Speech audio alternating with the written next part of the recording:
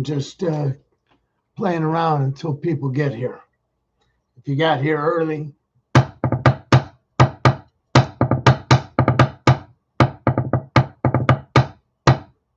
or we can march.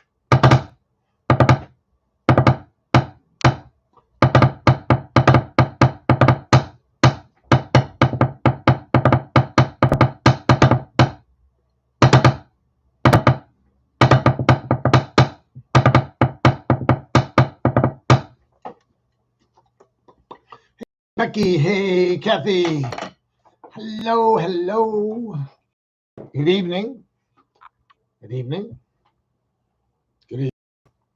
It's July 3rd, but apparently everybody's going to celebrate July 4th tonight. I have a piece of paper in my kitchen that says my neighbor 3 houses down is hosting the block. Anybody wants to come? I would go because there's going to be fireworks in our area, except that it says bring a dish or something. And frankly, Ken doesn't have a dish.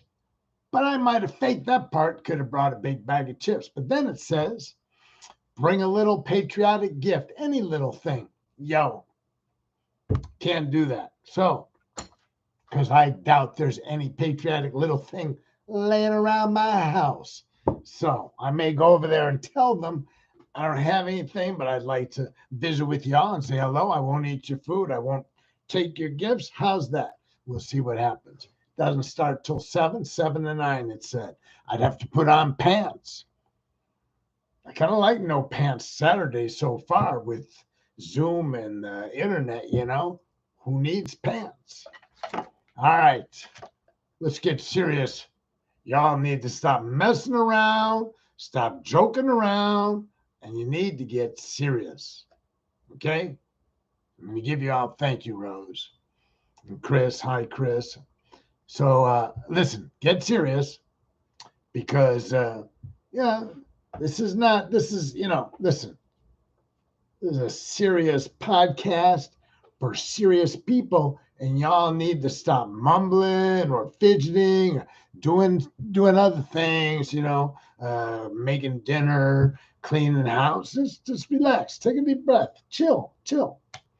Stop kibitzing with each other. Stop making jokes. Tune in, plug in, turn out, whatever. All right. Blow my brains out again. All right. So here's the topic of the show. You're surprised. I have one. I do. And the music underneath the topic pretty much doesn't have anything to do with the topic. But you'll quickly discern the theme when you look at the music. Like the first one was from High Noon with, I can't remember his name. But Gary Cooper or somebody, big cowboy guy, right? And then the Kingston trio, Reverend Mr. Black, and there was they had. Wait a minute, why are half the music things missing? Huh? Hold on, kids. I had a lot more music in there. All right, let's see if I know what I'm doing, right? Because what I'm seeing is something's missing. So there we go. I fixed it, which is unusual, isn't it? All right. Now there's 4 songs. Big Bad John, Jimmy Dean, King of the Road, Roger Miller. Come on. Jams, all of them. Yeah, I saw. Thank you, Becky. I spotted that, and I don't. Stolen music, all of it's stolen, and every night now I'm getting warnings from whoever it is that warns you, Facebook, YouTube. They send me out warnings telling me I've been silenced in 118 countries. I don't know if that includes the United States. I didn't ask. So what are you gonna do? All 4 songs are posted now. All right. So let's get to the topic because I think here's the problem with podcasting a podcast which, in essence, revolves around your personal universe. You know, I stopped doing the news for the most part.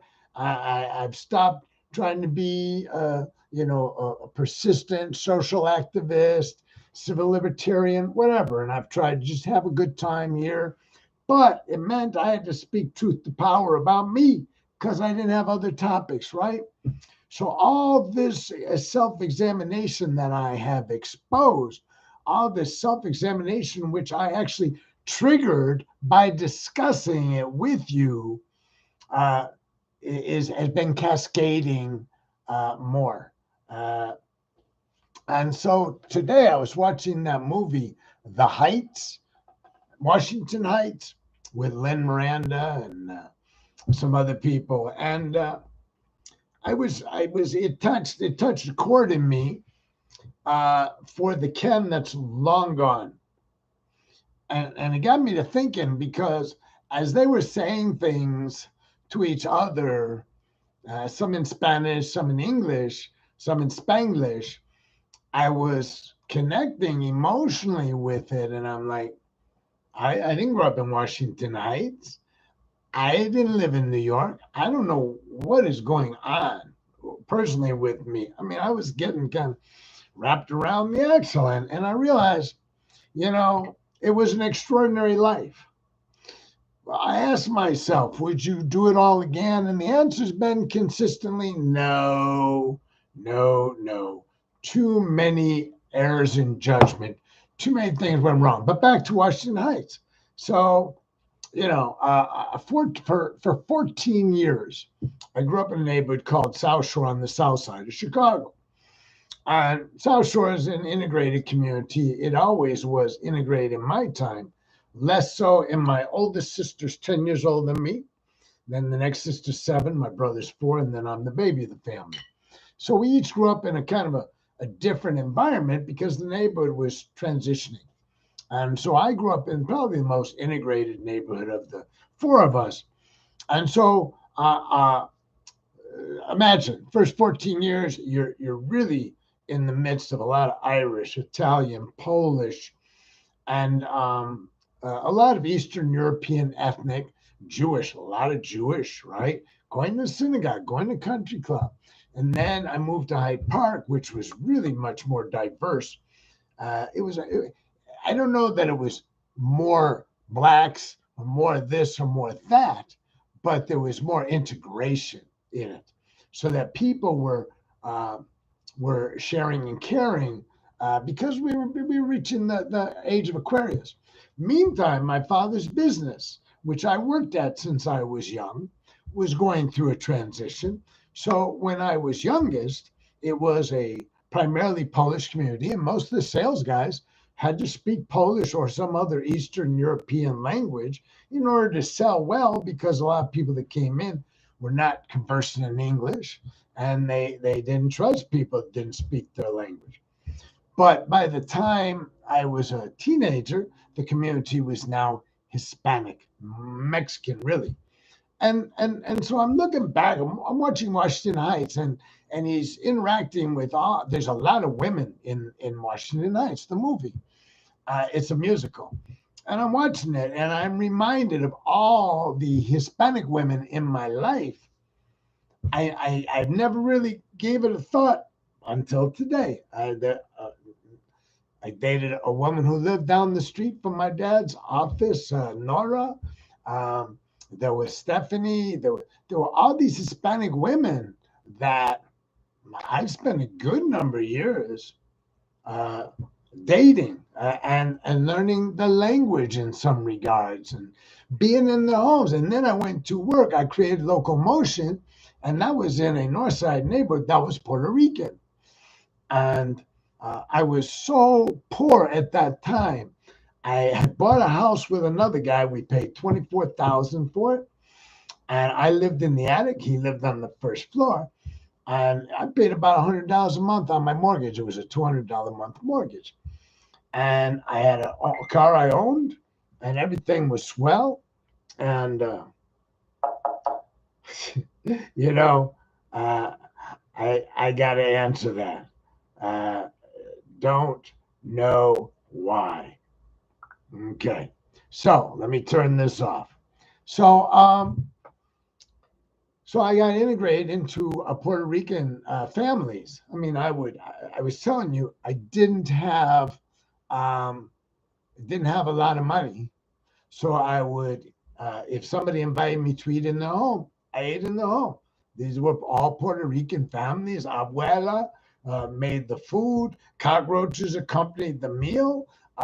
There was half English, half Spanish being spoken. Usually the English was spoken to me. The Spanish was spoken by the adults. The kids could do both languages, right? And and then I spent all but about 9 months in Chicago living in wholly diverse communities. Wholly diverse communities. I owned another home on, I don't even know the name of it. I lived off of Irving Park in St. Louis. And when I lived there, that was a lot of everything, right? And a lot of gangs. So, and gang kids speak Spanglish a lot. Uh, and then I worked on the South Side, right? I've told you that I worked in Beverly Morgan Park with racial issues. So that was diverse in that there was this heavily black community and a heavily white community. And there was literally a border called Beverly, I think. I don't know the name of the street right at the moment, but it was a dividing line. And you were in peril at night, daytime not so much, but at night, if you walked on the wrong side of that dividing line, you were a youth, you could get in deep shit. You could get your ass whooped, right? Chicago is such a tormented city with race relations. It really is. Um, but it's so diverse. It's so rich. I grew up eating anything and everything. Puerto Rican habichuela, right? Mexican enchiladas. I grew up on Thai food and Chinese food and Japanese, and everything was there.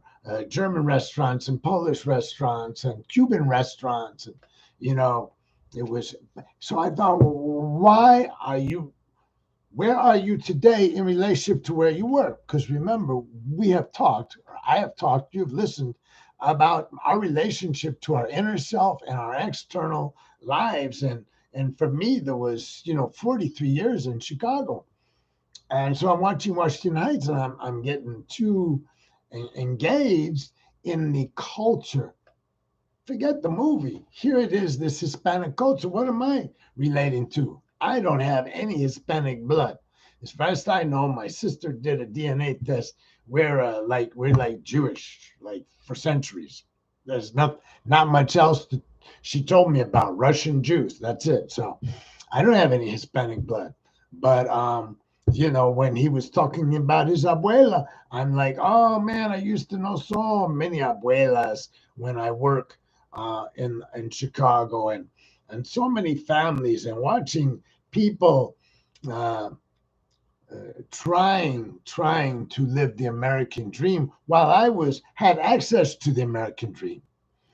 I had access, but I was always diving into these other cultures.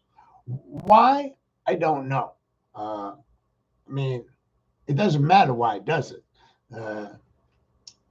So segmentize it. Over here, diving in and why is probably important, right? Because why does one person embrace diversity and other people shun it? And that's what's going on in the United States right now, right? You got white supremacy. They are shunning diversity, right? And then you've got kind of liberal progressives that embrace diversity to varying degrees. And so I'm not really concerned at the moment why I did it. I'm just focused right now on that I did it. And so like I went to Puerto Rico one time, and maybe I told you all this, but so I was working at Local Motion. That's the organization I started. I didn't make any money. I started it from scratch. I didn't get funding for I don't know how many months. I got an office donated to me in a community center called the Jane Addams community center, and I had access to a printer and all kind of office supplies, but I didn't have a wage. That would have to wait until I raised money to pay me. So, like I say, there was a period of time I had no money. Anyways, at some point, I wanted to go to Puerto Rico because I know all these Puerto Ricans. I was intrigued, right? So I went to Puerto Rico and I get to this lady's house that I knew who had moved back to Puerto Rico into outside of Ponce, Santa Isabel, which is El Campo, it's the country, right? And they don't have any phones in the homes at that time. All the phones were in the center of town, this village, really. So I was told by people in the United States, go there, they'll welcome you, family members of where I was going. So I showed up there, and this woman that knew me who moved, she opened the door. She said, well, what are you doing here? You're not welcome. And I'm like, God damn, because I just came a long way and I don't have much money. I mean, I can't afford hotels. I'm traveling on a pauper's budget, right? So we talked. She said I could stay with her aunt and uncle for a couple of days. That's whose house it was. But then I had to go. So okay. So here I am living. Nobody spoke English but her. Nobody spoke English in the village to me except her. And I spoke only a little bit of Spanish that I learned in 2 years of high school. So I'm trying to navigate. And then I left there and I moved into Ponce. I got a room in a rooming house, $6 a night. That I could afford. And I just roamed around Puerto Rico on my own for 3 weeks, right? Got sick, got put in a hospital. But it wasn't really a hospital. It was more of a way station. What I really want to communicate is that I had this willingness, this ability to just go abroad, go to Puerto Rico. I went to Mexico too. I got sick there too. I've been to England, been to Thailand. I've been these places. I don't know the language. I just have something that pulls me, some interaction with the culture externally, right? That promoted internally the desire to do these things. And it gave me I don't know, is it courage or is it ambition? I don't know. I don't know what you're talking about. You're glad you didn't go with me, but that's okay. So I immerse myself, and now there's nothing to immerse into, right? I'm 68 years old. I live in a pretty white community. I mean, there's this big housing complex across the street, apartment complex, and that's really diverse, mostly Hispanic, but I don't interact with it. I mostly interact with older white males and some white females. I rarely have many encounters with Hispanic people. Now, I eat all the time in African restaurants and Mexican, Mediterranean, and I eat very diverse because where I live is close enough to a large Asian community, very Korean, a lot of Vietnamese. Of course, I'm immersed in the Thai community. You could probably figure that from the Buddhist temple. And there's a large African population near me, so we have African restaurants. My kids and I, that's where we usually eat when we go out. We eat African. So we're doing that. I mean, I'm doing that. But that's not the same as the type of cultural influences that you experience when you are in the community, when you're immersed with people. That is their life. And I'm watching this movie, and these people are primarily, exclusively some form of Hispanic. They're from Dominican Republic, Puerto Rico, Cuba, and they talk about that. Now, in Puerto Rico, they're not particularly fond of Dominicans. There's some sort of tension, but since I didn't speak enough Spanish, I never got to the bottom of it. But I know that my doctor was Dominican, and I knew that the woman who took me to the hospital, the one that told me I needed to leave, but when I came back sick, she facilitated my getting into the hospital. because they didn't speak English. And she was like, those Dominican doctors, and they don't give a shit. And she was pretty agitated about Dominicans. And I took it that she wasn't alone in that attitude. It's kind of like when you're in Thailand, they're not particularly, they're not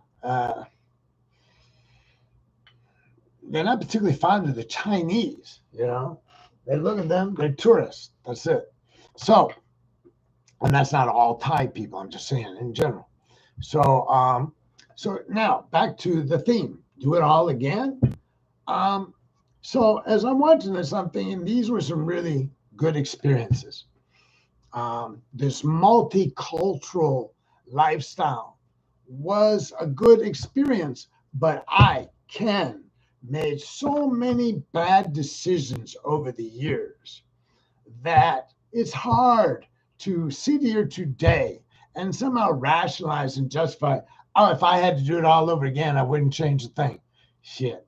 I mean, being a drug addict has not hurt me in the last 12 years of recovery, and it's introduced me to some very spiritual, very kind, very helpful people. No doubt about it. I absolutely welcome those friendships. But did I need those friendships if I hadn't had spiritual bankruptcy? Did I have to be spiritually bankrupt in order to get on with the next stage of my life? It somewhat appears to. Yeah, Kathy's used to a very diverse community too, and she's in Florida, and it's very white where she is. So I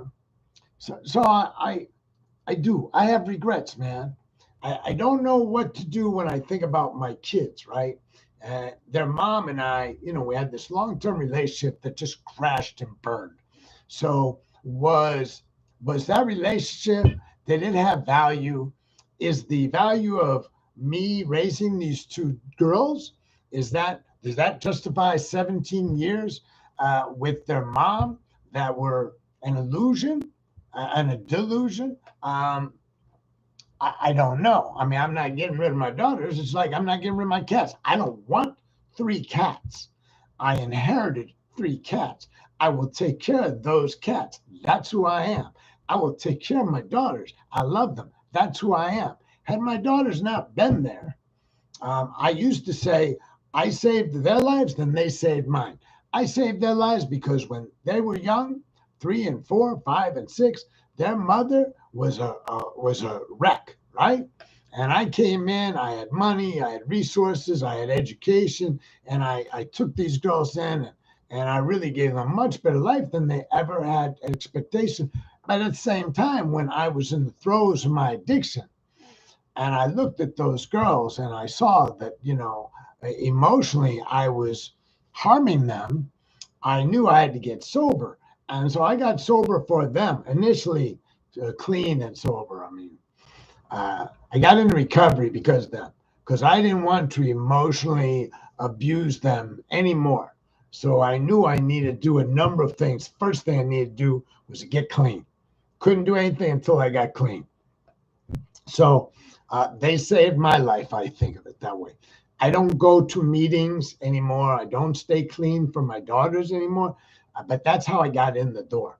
I've stayed clean for me, and that's the only way you're ultimately going to do it. But, some people get clean because the judge told them if they don't, they'll go to prison. Some people because the wife leaves them and says you can't come home until you get whatever it is, right? But ultimately, if you wish to have long-term sobriety, in my experience, you better be doing it for yourself. So, what if I had never been a drug addict? Did I need to be saved? Did I need to save? Did I need to be saved? In other words, what if I had taken a different track, and that track didn't involve getting strung out on drugs, but still had all this diversity and maybe a law practice and, being a good man to my friends and family? Maybe I would have married and had a long-term relationship instead of 3 marriages and dozens of relationships. I can't begin to name all the romantic entanglements I had in my life. I doubt by the time I was 25, I could have named them much less at 35, 45, 55, 65. Just because, I lived alone most of my life. I was a bachelor. I was young, gifted, and white. What do you want? So, but I look back, if I can't remember it, how much value did it have? Was there any value added by all of those romantic entanglements? I find it hard to believe. There was a woman back in 1979, and we worked together, and she was up in Morgan Park, Beverly, when I was working with the YMCA, and we did have a romantic relationship, but I wasn't monogamous. I was still having multiple. Anyways, I decided at some point to get married to this other woman. Wonderful lady. Whoa, wow. She was beautiful. She was smart, but she didn't want to marry me. Go back to that moment. My boss, Bruce, when I told him I was going to get engaged, thought I was going to get engaged to Katie, but I got engaged very briefly to Beth. When I look back at how that decision got made and the quality of those people and the possibility of having embarked on a long-term relationship, nothing would have served me better than to have stayed with Katie. Nothing.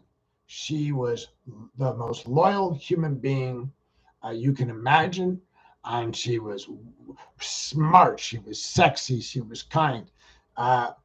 Beth was all those things also, but Beth had ambitions that went way past, where I was at. She had an agenda, and I was never going to make that agenda, right?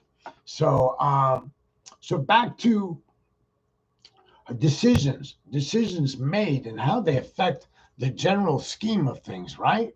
So I'm sitting here, I'm 68, I look back and I reflect, why would I do it all again? Do I want to be where I am today? Am I that comfortable in my own skin that I would be here if I hadn't made, is it the good decisions or the bad decisions or all the decisions? Now, I didn't mean to talk without inviting some interaction. Would you do it all again? I don't know who's here. Well, I know Kathy's here. Mark and Ann, I think, are still here. Rose, I think, left. Chris and Becky are here. Well, Chris and Becky, Mark and Ann, you're in these long-term relationships. I guess it would be awkward to say you wouldn't do it all again. But I invite the input. It just, what makes, this is a question that's been asked on this podcast before, what makes a life well worth lived, kind of thing. And I've said in the past, I don't know, but what makes one have regrets? I'm in a place of acceptance. I accept everything I've been through, all the pain, all the joy, all the pleasure, all the suffering, all the good times, all the hard times. That's the package. I don't think, I don't imagine I'm going to make much more of this life at this age than I already have. And it was a big, big life. Working with street gangs, I got to tell you, man, I mean, you're mindful, even though you don't know what mindfulness is, even though I never practiced meditation. Let me tell you, if you don't know, that if you're going to work with street gangs and you're going to be out in the streets of Chicago at night without a weapon, without any protection, without any authority, you better be mindful at all times, because violence can visit you. And I don't mean like a fighting. I mean, you could be slain at any moment. So I was on high alert. And I left one day. I left Locomotion on North Side one day because I was so enamored with my girlfriend at the time, this is 78, that I decided I didn't want to get killed. Yeah. I actually said to myself, this may not be good, because I'm out here and I've almost been killed a couple of times. You know what? I'm going to quit. I'm going to go get a job somewhere else because I got scared because I was doing a great job as long as I was kind of like fearless. But when I started thinking, wow, between these kids and Beth, I think I'd rather spend going forward, I'd rather spend the time with Beth. But if I stay here, I don't know that I'll live long enough. Anyways, Beth and I didn't land up together, and I land up at the Southwest YMCA on the south side of Chicago, where my life was threatened twice. But that's not why I left there. I left there because Reagan was elected. So I have been very mindful. Going to court, you want to do a drug case, you want to do a DUI where the breathalyzer was not tested properly. It was not. They got a word for it, certified properly, and you think you got a shot at getting the breathalyzer results kicked out and winning the case. But then really the big ones were like the murders, attempt murders, where people are going to prison for extended periods of time. You've got to be so freaking mindful in the courtroom. Didn't know what mindfulness was, but I knew, I know now that's what I was, completely in the moment. I did my own investigations. So on all the homicides I did, I always went out because I found early in my career that hiring private investigators didn't work for me, because a private investigator would go out, prepare a report, come to me, and I'd say, well, what about this? What about that? And they'd say, oh, I didn't think to ask it. You want me to go back out? And I'm like, I think these are good questions, important questions. I wish you'd asked them the first time. So I started going, and instead of hiring a private investigator to go out and bring me back a report, I started hiring the private investigator essentially to be with me as a prover, and potentially as a bodyguard. A prover is when the lawyer interviews a witness that he may or she may wish to call to trial. The lawyer cannot testify. And here's the dilemma if you're doing your own investigations. So I interview Becky, and Becky tells me something that I think is favorable, but I don't know that Becky really wants to help me out. It's a gang case. She don't want to be involved, whatever it is, right? So she said some good stuff, but when I hand her a subpoena, she's like, yeah. She doesn't think she's going to show. But she does show, but she's not feeling real cooperative. So I asked her some questions. Do you remember telling me that you saw this other guy, not my client, at the scene of the crime? And now she's hemming and hawing, right? So I want to get on the stand. I want to testify. Hey, I interviewed this lady a year ago, and I asked these questions. These are the answers. A prover, though, who was present, and not me, I can call my investigator to the stand and say, were you present when I spoke with that person? Yes. And did you hear me ask the following question? Yes. And did you hear the following answer? Yes. It's called a prover. It's somebody I can call to the stand during the trial who will prove up that element that I want proven, because they don't like lawyers taking the stand. Sometimes they will. If it's really critical and you are that important, your testimony is that important, it's hard for a judge to say no, but they're not happy with that kind of stuff. So, and it's usually at their discretion. So if they choose to keep you off the stand, that's a problem. All right. So, I had mindfulness before I ever had meditation. It just wasn't controlled mindfulness. It was situational mindfulness. It wasn't me making a determination to be mindful. It was the situation that was determining it for me. So I went through many years of,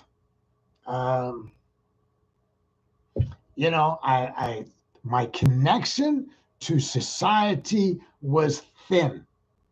My connection to society as a social worker was primarily through gang and street kids. Okay. My relationship with society as a lawyer often was based upon criminal defendants, cops, judges, and prosecutors. And that's not a fun group. So, uh, and then here in Dallas, what I do, I buy a topless club, nightclub, right? Now my life is, in the morning, for 8 hours, I'm in my gun range dealing with people that are trying to learn firearms or buy firearms. And then at night, I'm trying to keep strippers, that's, these dancers under control. And they beat me up bad. They beat me up bad. And then there was the swingers club that I took over, and there was, anyways, fragility, the fragility of trying to be a productive member of society when you're choosing the most fragile elements of society to connect to. The reward was I saw things and met people that very few people will ever have that opportunity. You may meet a Puerto Rican who's extraordinarily talented, but they probably, the odds are they didn't live in a very affluent Jewish house. They never went to the country club. They didn't go to the synagogue, right? I mean, each one of these segments had its own little box, and those people that were contained within that box. And there I am, trying to get along with normal people, and it didn't work, by the way. When I would go back to the people that I grew up with the first 14 years, there was almost no connection. I felt some connection. They didn't with me. I've made several attempts to connect with people that preceded my two best friends. They go back to high school. I've been unable to feel connected to anybody I grew up on the same street with, went to grade school with. I'm friends with some on Facebook, but we ain't hanging. Becky, of course, would do it all again. Kathy straightened out her life when she had a son. So he saved her life. Yeah, kids will do that, won't they? When we do it for them, slightly begrudgingly, frankly. So anyways, I don't know if it's good or bad that I have this thing where I look back and I do it more. I do it with some frequency, and say, I don't want to do it again. I didn't. No, I wouldn't want to repeat it. I don't necessarily want to be here. I don't necessarily want to be 68 years old. I got some money in the bank. I got 3 cats. I got 2 daughters. I got my own home. I love biking. I do. I enjoy biking with Chris. I enjoy biking with my friend Paul. But that doesn't justify being 68 years old. And for instance, I'm coming to this place in my life. I've already withdrawn from all these dating sites. I stopped paying if there was payment involved. I stopped logging in, so I've been disabled, because if you're not on for a lengthy period of time, they disable your profile. All these things, right? And so I'm done with that. I'm done with asking people if they know anybody they can connect me to. I'm just done. And so I'm friends with a lot of monks. My problem is, I think I would be gone tomorrow. I think I would be in a temple. I think I would be a monk. But I don't mind the social limitations. Can't touch a woman, whatever. I ain't touching women anyway. So what difference does that make? What I don't like is, for instance, you can't ride a bicycle. That's and even if they let you ride a bicycle, I don't know how you ride a bicycle in robes. And you have to wear your robes when you're out. You don't get to wear your workout gear and then go back to the temple and get in your robes. You don't do that. That's not acceptable. So even if they approved you riding a bicycle, you would have a challenge logistically. How would you do that? I was able to hike when I was a monk. I lived in a temple where hiking was an approved activity, and the abbot himself would hike with me. And he let me go out hiking on my own a lot because he didn't want to go as often as I did. But that's Arizona. I could live at the Dallas temple, but there's no hiking. And some monks are very abbots really the ones who control where you live. The one when you have a preceptor, when you have been ordained as a full monk, you're supposed to spend the first 5 years with your preceptor. That's the person who's responsible for you and for your training. And you're supposed to live in the same temple they live in and take all your guidance from them. And then after 5 years, you can move about freely. So it would be very difficult now for me to make some of these modifications in you know, it's funny that I can give up women but not bicycling, isn't it? I mean, I don't have any problem with the concept of giving up women and living in a monastic lifestyle. I don't have any problem with not eating past the noon hour. I don't have any problem with the precepts, the 224 precepts. I'm good with getting up in the morning and chanting in a language I don't really know and doing the same thing at night. The monastic lifestyle continually calls my name. I just don't answer. Today, for those of you that are my friends on Facebook, you may have seen I posted some pictures I ran across. I posted them a year and a half ago when I was in Thailand, but I reposted today, just a couple, and I accidentally posted twice. So here's what I'm looking at these photographs of me and the monks, and we in Thailand, we went to this garden one day, and I did this little dance because there was this Thai music playing, and they can't dance, but they said, "Oh, go ahead and dance." So I was like, "Yeah, yeah." So we had a good time. I spent 2.5 months only with monks, and I had there were no regrets. It was fine. But I didn't have all the limitations they had, right? I probably could thrive in that environment, but if I did it in Thailand instead of the United States, I would have problems because I don't know where I'd find a preceptor that speaks English who can tell me when I'm screwing up, right? So anyways, the monastic lifestyle, I'm watching it, and as I'm going through these pictures, I know what happened. I can tell you what happened. I used my iPad today. I bought an iPad. It's got stuff on it that I never paid attention to. I was using my phone to watch TV, so I couldn't play on my phone. So while I'm watching TV, Washington Heights, right? Using my phone to project it onto my TV. I don't know how to do that with the iPad. I just was going through the iPad, looking at some photos, and I ran across just this small number of photos and stuff. Because usually I used my phone, but I would take my iPad into the temple. And so I took some videos with my iPad chanting during the morning chant. And so I came across those and some photographs. And so I posted those. That was supposed to go into my Buddhist meditation group, but it landed up on my personal page. And then the little dancing and the photographs of the garden, I posted on my Facebook page, and that's what I intended to do. Just kind of like this was fun.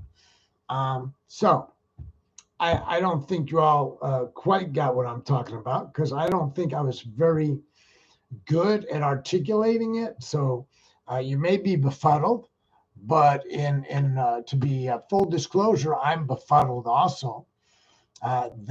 My reaction to this movie, I'm not going to explain how the sentiment struck me, but it hit me strong that once I was as integrated into the Puerto Rican community as a Anglo non-speaking Spanish Anglo could be. I was a social worker. They were Puerto Rican. They were Puerto Rican gangs. Their families were cool as shit, and they loved that I was helping their kids, and they fed me, and they welcomed me in their homes, and they respected me. So anyways, it really just tugged at my heartstrings. I'm glad the movie's over, and I'm going to watch something funny. There were some funny moments. Good movie, Washington Heights. All right, let's wrap it up at 6:45. I thought by now Chris would already have cautioned me, but he didn't. So I will now announce it is time for metta. Speaking of monastic practices, right? You all have been participating with me in monastic practices, the practices of the monk. We always do the metta in the temples when you're a monk. And now you people have been metta-ing, if there's such a word, with me all this time. Chris, you slipped up. You can't be going to sleep, babe. Okay? Got to stay plugged in. I don't know where you went. I don't know what you were doing. Obviously, you were not fully present. All right. Bring your hands together, please. Bow your heads. Close your eyes. Take a deep breath. May I be happy, healthy, free from harm. May I be free from anger, anxiety, and fear. May this practice bring me to a place of greater peace and comfort in my life. May my mother and father and all my family and all my friends, these persons whom I hold in my heart with great affection, be happy, healthy, free from harm. May they also find a path that finds them greater peace and comfort. May those persons I find difficult, any persons I may harbor ill will towards for whatever reason, usually for no good reason, but in this moment I send them goodwill so they may be happy, healthy, and free from harm. May they too be comfortable and at ease and experiencing joy in their lives. And may all living beings throughout the entire universe be the recipients of our collective goodwill, our metta, our goodness, our kindness, our love. May all living beings be happy, healthy, free from all harm, live their lives in safety, comfort, and peace. Satu, Satu, Satu. Thank you, Kathy. All y'all, listen to the music when it's over. I mean, those, maybe you listen to those jams normally. I don't know. But if you listen to the Reverend Mr. Blackman from time to time, I'm surprised. Okay? You need me. You know where to find me. You should have seen me out on the bike trail today, but I didn't go.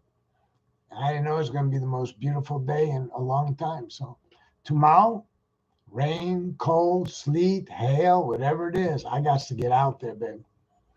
It'll take me a nice long ride tomorrow. Thank you, Travis. Thanks for checking in. All right, Becky, Mark, Ann, Chris, Kathy, Rose, if she stuck around. I know Rachel was trying to listen, but maybe she couldn't get in. Kathy, maybe the other Kathy will tune in later. All y'all. Remember, power to the people. The revolution is ours. We are the people.